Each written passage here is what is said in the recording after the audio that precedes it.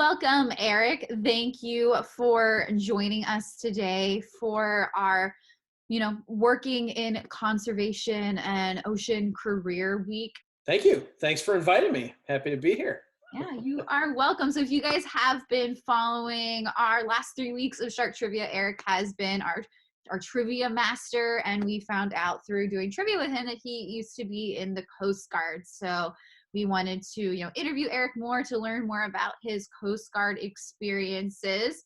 So Eric, I'll let you just start talking, and talk a little bit about how long you were in the Coast Guard for, where were you stationed, things like that. What got you into the Coast Guard? Yeah, so I joined the Army right out of high school, the summer after high school, and I was in the Army for 6 years. I spent my 6 years at Fort Campbell, Kentucky, home of the 101st Airborne Division, and I was working on helicopters. I was a mechanic. I absolutely loved it. I had kids, and so soon the Army life didn't seem too too plausible for me. So I spent 2.5 years outside the Army, outside of the military, and then I heard about an opportunity that I never really knew existed: Coast Guard aviation search and rescue, like just going out over the ocean and rescuing people. I was like, Yeah. oh my God, that's like my dream job. So I went to the recruiter, and kind of the rest was history. I actually got the best deal you could ever get, because of my experience. The Coast Guard at the time had gone through something called a higher tenure, and they had gotten rid of a lot of people, and then went, uh-oh, we got rid of too many people. So they were desperately looking for people with experience, and here comes Eric to the recruiting office, and they're like, hey, you're exactly what we need. So they handed me a box of uniforms and sent me to Air Station Savannah, Georgia, and that's where my Coast Guard career started.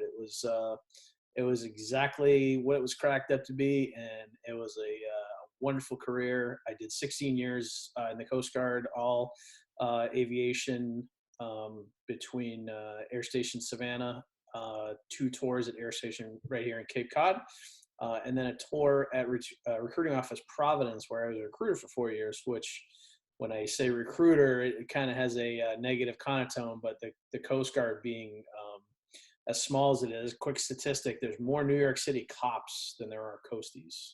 Wow. Yeah, like 39,000 Coast Guardsmen and women.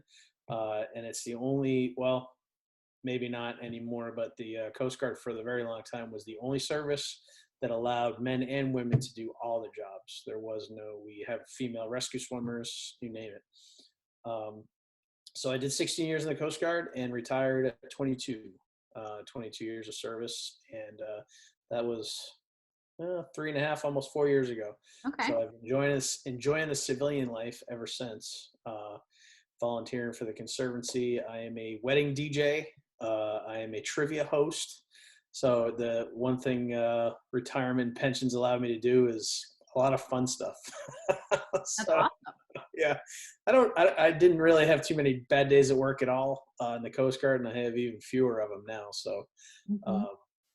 yeah, things are looking great. That's awesome. Yeah. Yeah. So now being a trivia host and a DJ, is that something that did you always like music? Did you always like doing those kinds of things beforehand? Or is that something that once you retired, you just, maybe you like going out to restaurants and bars yourself and doing trivia and thought that I could do that too? I tripped over it. My ex-wife and I used to love to go dancing. And one night I said, that looks like fun. And I walked into Guitar Center in Braintree with my credit card. And I said, I want to be a DJ. And the guy was really cool. He didn't sell me more than I needed to get going. I went out, pounded the pavement, and got a couple of really small jobs doing my stepdaughter's school dance, Mm-hmm. stuff like that. And then through a friend of a friend who introduced me to the guy I work for now at Cape Tunes, he kind of took me under his wing and taught me everything I needed to know. And now I do a ton of weddings. And in that time, he asked me if I wanted to help him do a trivia night that somebody was asking him to help. So we did that for 3 years. And then I said, you know what? I think I want to do this more full time. So I've been slowly gathering venues So I was doing it 2 nights a week before the current environment hit, and hopefully we'll be doing it a lot more once everything gets back to normal. Awesome. That's cool. I never knew the background of that. I just met you through volunteering with us Yeah. at the Conservancy and knew you as that DJ person. So that's cool. I didn't know how you actually got into it. So Yeah, it's kind of funny because it's great money and it's fun. I mean, there's Mhm. when it's actually a stressful job because you want people to walk out of a wedding going, "Oh my, that was the best wedding I've ever been to." And if you're playing dance music and nobody's dancing, you are freaking out.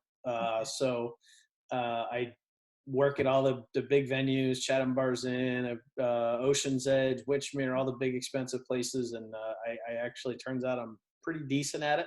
So it's a very rewarding thing to go home late at night and knowing everybody had a great time, and the bride comes and gives you a hug and she's sweating because she's been dancing all night. Mhm. Yeah, it's a lot of fun. It really is. Awesome. Awesome. Well, going back to your Coast Guard experience, going through you being someone that worked with, the helicopters you can see in your green screen photo with you. Now, were you someone that was trained to fly them? Were you like a crew within the helicopter? What was your role within that and what did you do? So there's out of the 5 military services, some will argue the Coast Guard's not a military service. We'll get into that in another video if we need to, but we definitely are. The Coast Guard actually does things a little different. In the Coast Guard, there's 3 aviation, we call them rates, for the enlisted. You have enlisted, and then you have the officer corps. The pilots are all officers. I was not an officer. I was enlisted. So you have an aviation maintenance technician, which is what I was, and then you have an aviation electrical technician, and then you have an aviation survival technician. The survival technicians are the swimmers. Okay. So if you ever watched The Guardian, the movie The Guardian with Kevin Costner, Yep. Kevin Costner was an AST. He was a swimmer. The guy that stayed in the helicopter and stayed rather dry, that was me. I was a flight mechanic. So the electricians and the mechanics both serve as crew members when it flies, as what we call a flight mechanic. I love that about the Coast Guard. You cannot work on the aircraft unless you fly in them. That's a job incentive. Do the job right because you're going to be flying in it later. Yeah. But yeah, it's really the Coast Guard's maintenance is kind of geared towards the way the civilians do it. You're either a mechanic or an electrician. So if it's got a wire attached to it, electricians handle it. If it's anything to do with the metal or the wheels or the engines, the mechanics handle it. And obviously, we work back and forth together. We can help each other with the jobs that are at hand. But yeah, that's kind of briefly how it works out in the Coast Guard. Now, is it something that you had maybe experience with before joining the Coast Guard? Did you do any of that maybe within the Army on anything? Or is that something you had to learn completely new once joining the Coast Guard? So the Army, I was a helicopter mechanic in the Army, but you weren't necessarily a crew member. The Army is this big warfighting machine. They have many, many helicopters, thousands of helicopters, whereas the Coast Guard literally probably has less than 150 all over the, Alaska, Hawaii, Puerto Rico, Texas, Cape Cod, all told, there's probably, I might get this wrong, but 3,000 people that handle all that search and rescue, all that good stuff. So it was more intense in the Coast Guard because you had 2 jobs to handle. The Army would have a mechanic that would handle just engines, and then they would have a mechanic that would handle just hydraulics. So you only needed worked on a finite part of the helicopter. Yeah. Okay, awesome. So for that, is that something that like how long did you have to, I don't want to say train, but maybe school or learn how to do something like that? Because for me, if you told me to like work on a helicopter, I wouldn't even know where to start. I still feel the same way. Okay. No. So, That's in the Coast Guard, our rating school is about 6 months, give or take, for either mechanic or electrician. That changes from time to time. They decide there's more tasks or skills we need to learn, and it can go. It can get longer if it needs to, but then there's always recurrent training. There's what we call C schools, which are skill builder schools. You might learn go to something like rotor tuner school, where the helicopter rotors have to work perfectly. They have to be in a nice smooth plane.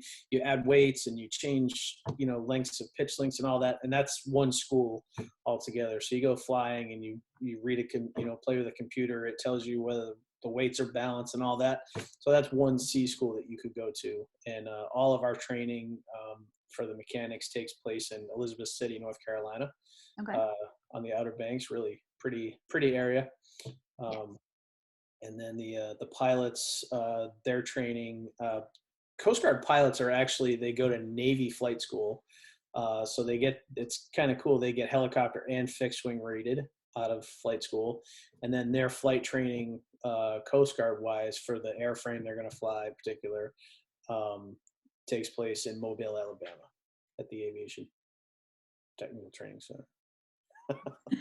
All about the acronyms in the military. Oh yes. Oh my gosh.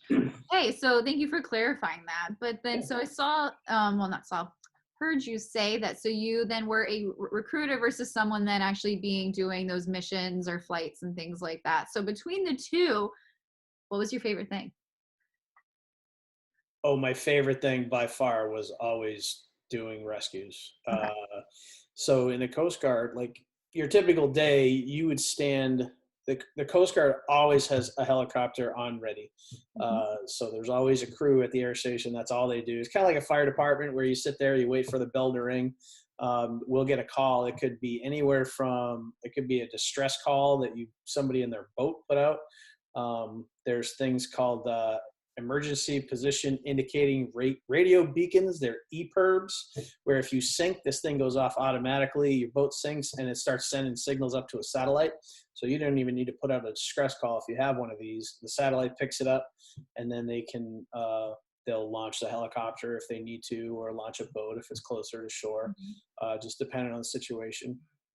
And it is the good rescues never happen on clear days, pretty sunshine. It's either in the dead of night, it's in a snowstorm, it's in, a thunderstorm, and we have to fly right through it. Yeah. But yeah, you never want anybody to get in trouble, get hurt, anything. But if they do, that's kind of the nature of who we are. We want to be the one to go out and do it. We want to be the one to go out. And this sea is an absolutely powerful place. I've seen 40-foot waves. Wow. I went out after a sailboat one night that got rolled by a 60-foot wave. You look at the top of your house right now. If it's a 2-story house, that's maybe 30 feet. Throw another 10 feet on there. That's a wave, That's incredible. You can't, until you see it, you can't even fathom, when you see thunderstorms from the air and, you see how big they are, you can't fly around them, just little cells and stuff, you're going right through it, cause you have to. It's pretty cool.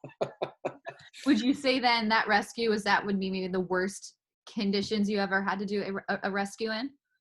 Absolutely. Yeah. It's, if you've been in long enough, everybody kind of has that career case where either your friends know you did it or you're like, I don't know what else. I don't know how anything could be any worse than that. But it was absolutely amazing. It was a very busy night. We had already gotten launched on another mission that turned out not to be anything. So we came back and landed, and we were getting ready to, put the helicopter to bed for the night. And boom, this one hit. And it was, we were 200 miles offshore. We were 180 miles directly east of Atlantic City, New Jersey. It was a long flight, and we were flying into a headwind.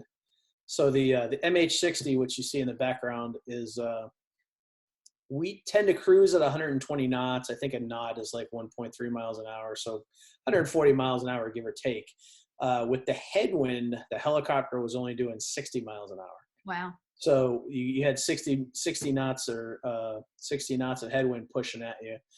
It took forever to get where we were going. So that's when you start thinking about, geez, am I even going to have enough fuel to do this? Because you got to have enough fuel to get back to land. It doesn't matter if you rescue somebody and then run out of fuel, because now they're back in the water again. But yeah, it was amazing. What a night.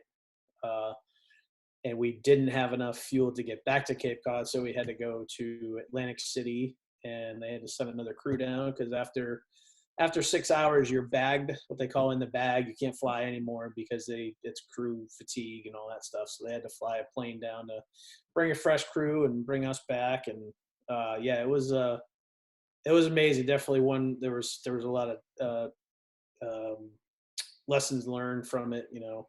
There's an old saying in the Coast Guard: you have to go out, but you don't have to come back. I forget the name of the movie. The one that happened in Chatham in the 50s. Oh, Finest Hour? Yes. That was a perfect example. Yeah. That's your job. Go do it. Do your best. Hopefully you come back. It's not that way anymore. But we have the modern avionics on the helicopters. If we have a good position, you could literally program the position into the helicopter, and the helicopter will fly itself to the position. And we'll start the search, or whoever we're looking for. That helicopter can de-ice itself. It's got electricity running through the rotor blades to heat up the rotor blades so they don't catch ice, which still boggles my mind at how something that spins 350 times a minute can develop ice. Yeah. But it does. That's incredible. Going back to, that crew that did the Finest Hour, if they imagine like that save they could have done with the technology that we have now, they wouldn't have had to do half the things that they had to do to make that a successful save. Yeah. Now the boat station here in Chatham, I'm not a boat guy, but I think they use 42-foot jet drive boats, and I think Chatham is the only station in the Coast Guard that even has those, because they're meant to go out over the bars. Mm-hmm. So yeah, I believe that's a special design the Coast Guard made just for here. So yeah, the bar, so what, we'll go right over it.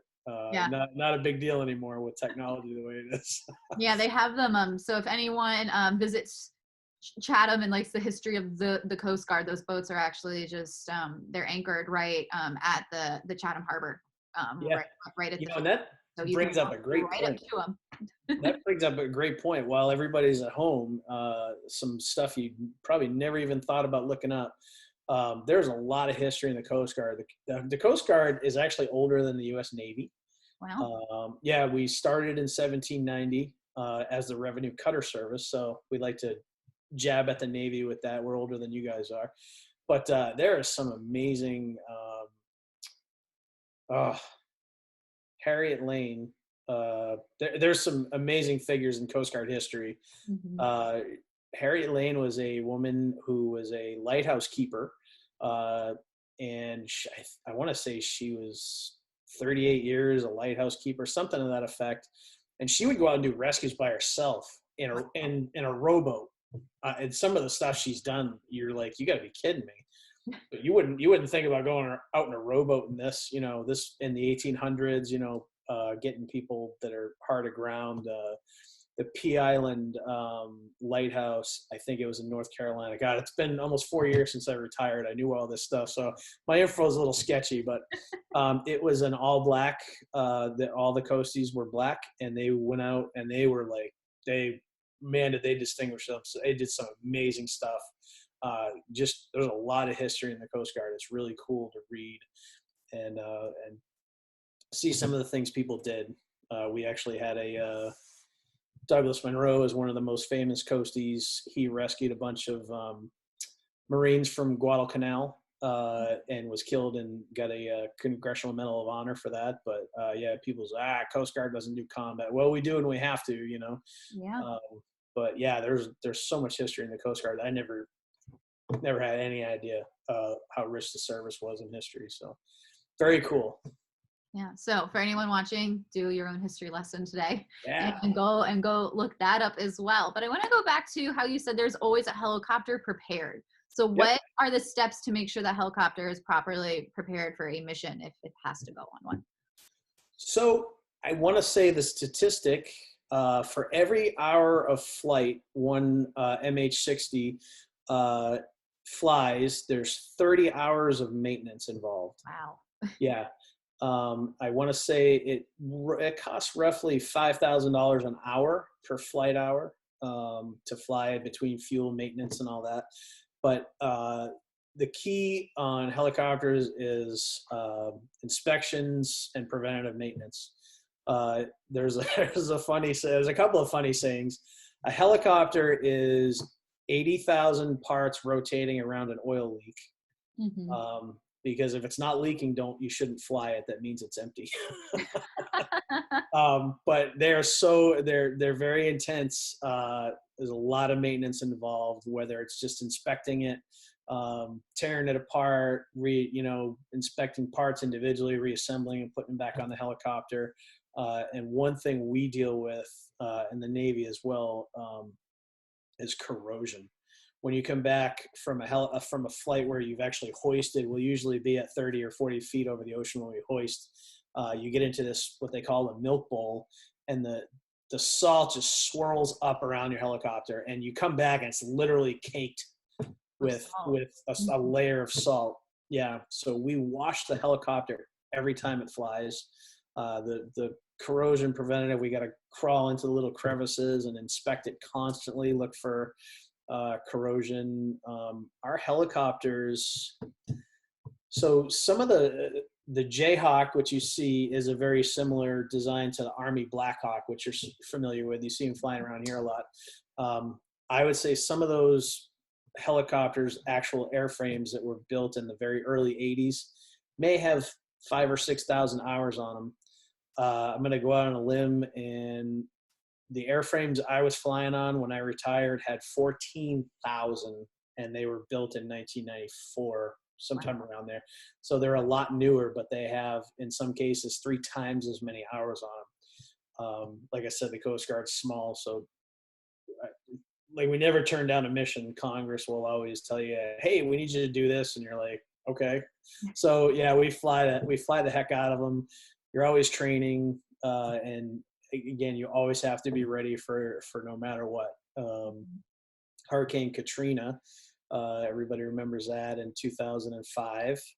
We had, at one point, we had 4 helicopters at Air Station Cape Cod. 3 of them were down there doing rescues, and one of them was here in maintenance, so it was unflyable. We actually had 2 Canadian helicopters here standing already. Wow. Because we didn't have any working helicopters. They were all being used at Katrina. So yeah, it's got to be, you've always got to have it inspected. It's always got to be ready to go. You never know when, we call it the whoopee, the noise that goes off to tell you to get the helicopter out and take off. You never know when that's going to go off. It can go off in the middle of the night. It can go off first thing in the morning, whenever, but there's always something ready to go. And I think there's 23 or 24 Coast Guard air stations around the country, to include 2 in Alaska, 1 in Hawaii, and they always have aircraft ready to go. Mm-hmm. Yeah, I was in Nauset Beach on Saturday, and we saw one of the helicopters go by, and we were like, huh. We were like, it was like, we hope everyone's okay if they're just doing like a training or something. But yeah, we do a lot of trainings. So not only do we do rescues, but one of the things I loved was we did a lot of environmental work. Mm-hmm. So the Coast Guard is actually a law enforcement agency, and that's why we're not part of the Department of Defense, because we have arrest powers over U.S. citizens, whereas Department of Defense can't really do that.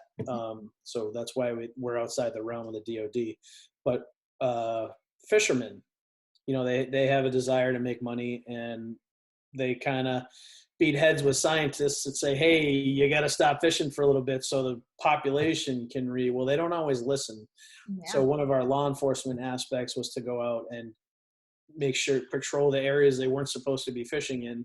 And, if they were, they could get in big trouble. We have a lot of really cool gadgets on the helicopters now and the fixed wing planes, where if you're fishing illegally, by the time you see the aircraft, we already have video of you doing it. So it's too late. And that's probably something that not a lot of people know about the Coast Guard. I feel like they're becoming more and more, I don't want to say famous, but well known, especially for a lot of like the drug busts you see out of Florida and things like that. But, for a long time, I I'm going to assume that a lot of people don't know that you guys have that power. So We do. Yeah. You, for the kids sitting at home, all you Call of Duty players, you can look up Coast Guard Helicopter Interdiction Squadron 10 out of Jacksonville. They fly the smaller helicopters, Coast Guard helicopters, but they are the ones that interdict fast drug boats all the time. The Navy will usually send out their radar planes, and they'll find a boat that fits a profile as going really fast, no lights, whatever, and then they'll radio the information to the Coast Guard, and we'll send the ship. The small helicopters will be on board the ship, and they'll go after the boat. Once they find it, they got to stop it. So obviously they're usually not going to listen on the radio. They're not going to do what they're told. Mm-hmm. So the Coast Guard helicopter actually carries a machine gun, and they fire in front of the boat, warning shots. And if they don't listen, which usually they don't, the flight mechanic, specially trained flight mechanic, takes a 50 caliber rifle and he puts a round through each one of the engines. Wow. On the boat, and then the boat's dead in the water, and they wait for the cutter to come pick it up. Wow. So a lot of when you see a Coast Guard cutter coming into Boston, and they're offloading huge pallets of cocaine or marijuana, whatever it is, a lot of times those were stopped by Coast Guard helicopters in the Caribbean. Yeah. That's incredible. I didn't know there was that much, Yep. to doing something like that. But yep, Coast Guard Hitron. Yeah. Very, very cool. Yeah. It's cool. So when you're not out saving someone, or you're not out, doing training or doing a mission or anything like that, what is maybe a more typical calm day as a Coast Guardsman?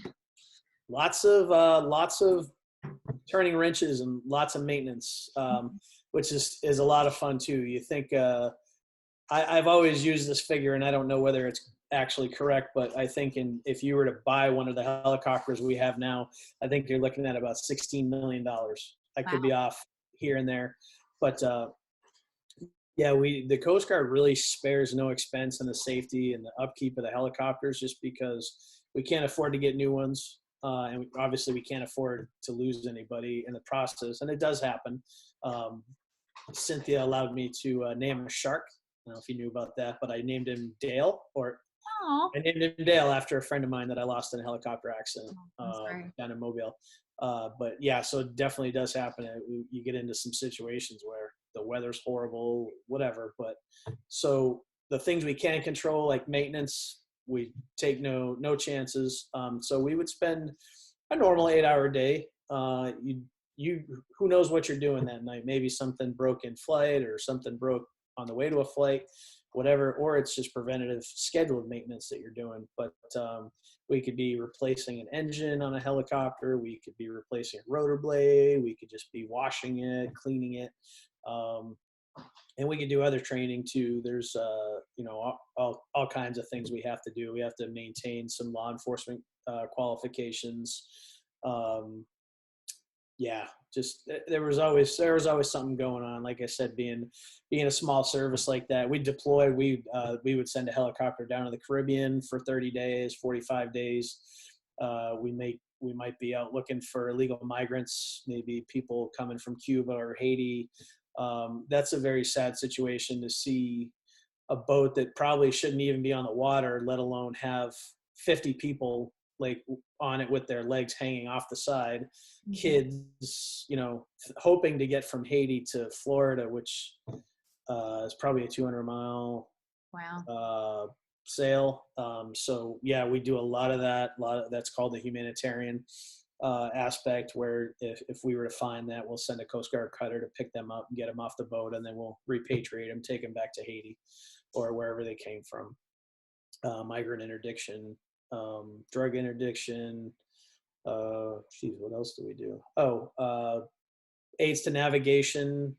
There's a lot of buoys. The lighthouses, there's a lot of remote lighthouses that they have to replace batteries. So sometimes we'll actually the batteries for them are really heavy, whatever they have to use. So we'll sling them under the helicopter. You'll see the helicopter flying along with this load dangling underneath, and we'll take it out to the island wherever the lighthouse is, and land, and let the other coasties do their job. And pick them back up and bring them home.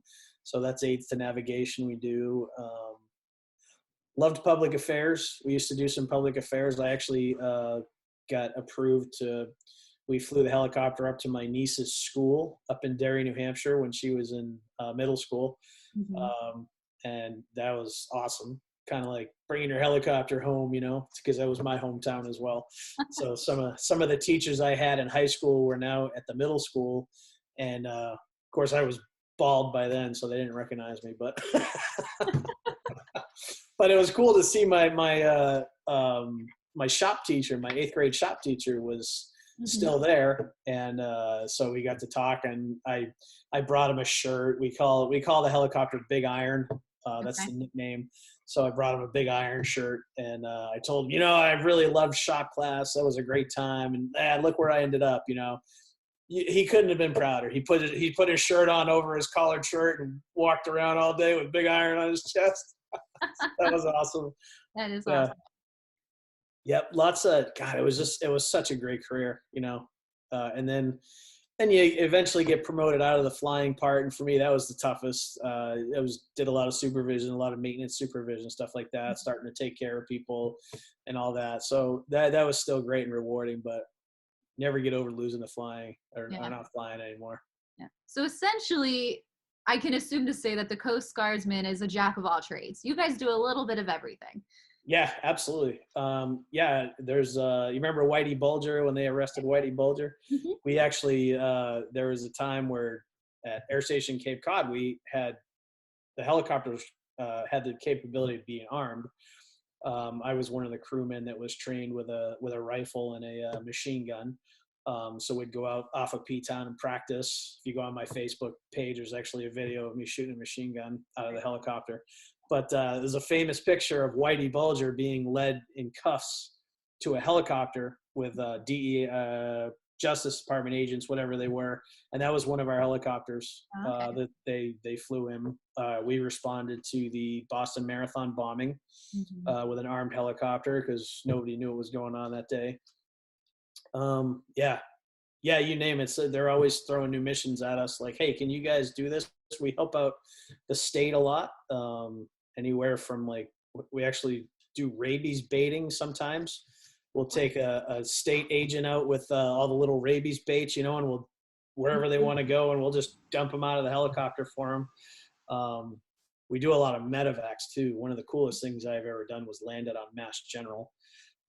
Mass General is this big glass building, and as you're landing, you can see yourself in the mirror, so to speak. And Mass General is really not big enough for that helicopter, that helipad, so it's a really tight squeeze. But that was really cool. You might go out to a cruise ship, or hoist somebody off a cruise ship and bring them into Mass General or wherever, So that's a lot of fun medevacs. We do a lot of medevacs off of the islands, Nantucket and Martha's Vineyard. When the weather gets really bad and the civilian helicopters won't fly, it usually falls to us because our helicopters are equipped for it. Yeah. Awesome. Yep. Well, so with everything you have talked about the Coast Guard with us today, which has been awesome. Thank you so much for sharing your stories. What advice do you have maybe for someone that is interested in going into the Coast Guard? Because it seems like you can go in having many interests. Yeah. So what advice do you have for those people? I think my best advice, and I get to work a lot with young people in recruiting, is figure out what you think you want to do and find the service that best suits that. If you want to be running through a desert with a rifle, you're probably not going to do that in the Coast Guard. If you want to save people, yeah, you'll definitely do that in the Coast Guard. So talk to people, talk to as many people as you can, find like me, and find out their experiences and what you think before you go talk to the recruiter. The recruiters and the other services, they have a mission, and they try to fill that mission like any other human resources person. So you got to kind of decide what's best for you, what you think you want to do, and go with that. There's kind of a misnomer about the military being somewhat uneducated, but So not true. There's a high percentage of even enlisted people with degrees. I recruited a lot of people that already had college degrees and wanted to. I actually had a kid that graduated from Brown with a 4.0, and he put his recruitment off 1 year because he got a Fulbright scholarship, Wow. and he's now a Coast Guard rescue swimmer. So really amazing guy. That was kind of one of my crowning achievements, getting him in. Um, but yeah, it really, really do good in school. There's a job like mine is very, there's a lot of memorization. You got to memorize emergency procedures. Something goes wrong in flight, you got to remember what to do. You have a book, but you may not have time to go to it. So memorization is really important. Math, when you're sitting in geometry class and algebra, you're like, I'll never have to use this. When you're doing repairs and stuff and you got to figure out how thick a piece of sheet metal you need, the length of a rivet, that's all algebra. So yeah, there's a reason they're teaching you this in school. It's because you're going to need it. Yeah, learn all you can. Just never stop learning. Read. You have some great resources like YouTube. Look up videos. Try to figure out for yourself whether what you're doing is really what you want to do. Yeah, you can look up. Our hoist has a camera that looks straight down, so when we're hoisting someone, it's always videotaping the scene, recording the scene. So you can go on YouTube and look up Coast Guard helicopter rescue video, and you'll see it. You'll see him on the news a lot. We had a case maybe a year before I got out. One of those really bad Februarys. We had a really mild winter, and then all of a sudden, February 2nd, it was like a foot of snow every day. We had a really famous rescue. I was not involved in it, but there's two guys from Australia that came here and bought a sailboat on eBay, and they were going to sail it home in the middle of winter. And the weather was so bad, they finally got sick of waiting. So they left. They took off in the sailboat, and they didn't make it very far. We had to send a crew out after them. There was zero visibility when the crew took off because they were in the middle of a blizzard. And when they got back to the air station, they couldn't land because they couldn't see the runway. So they had to send people out with light sticks and throw them on the runway so that they could see where the runway was. So yeah, don't ever turn down learning anything, because you never know when you're going to need it. Yeah. You're never going to know when you're going to be happy you did. Yeah, that is great advice. Especially, don't go sailing during a snowstorm. That is really great advice. But also, I really think it's important, to know what you like to do. Especially, if that either is going into, a branch of our military or the Coast Guard or someone. This is career week for us here at AWSD. If it's being a scientist or someone in education, I definitely think knowing what you like to do is something that's huge, because I think you can find a career in something that you like to do. Just don't think you have to do a career in, something, you can find something that you do love doing. Yeah. I can tell you from experience that when you enjoy what you do, I think we both know that it makes work a lot more fun, a lot more enjoyable. If you're at you might hear your parents come home every day, I hate this job. Figure out how not to do that. Yeah, I definitely agree. Yeah. So with that, my last thing for you is, do you have anything else that you would like to add? I know I asked you a lot of questions, but is there anything that you would like to add on? Don't forget to watch trivia Friday at 7:00. Get to see my mug again. Yes.